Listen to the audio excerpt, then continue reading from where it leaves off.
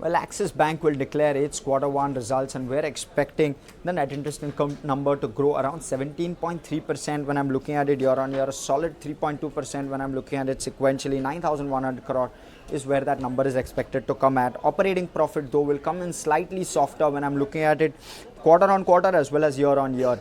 Largely flat when I'm looking at it year on year. It's expected to come in around 6,100 crore or thereabouts, and of course that is largely on the back of treasury losses, which most banks have been impacted by in this particular quarter. When I'm looking at provisioning though, healthy when I'm looking at it year on year, in fact down 50% when I'm looking at it year on year, and up slightly. We have seen a bit of an uptick in the provisions, especially in Q1, and that will continue to be the trend, and that's what we're expecting from Axis as well. And therefore the PAT will come in at around 3,400 crore. Mind you, last time the PAT was a beat at 4,100 crore.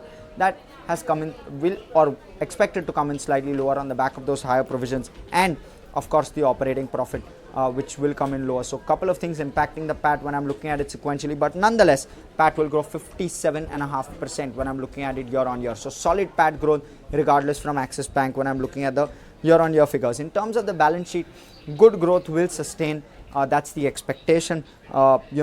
Advances are expected to grow nearly 18%, and deposits too expected to grow over 17.5% both on a year on year basis. So overall a good set expected from Axis Bank. Of course we need to wait and watch the fine print and see how much of these expectations are being fulfilled, so keep your eyes out on that one.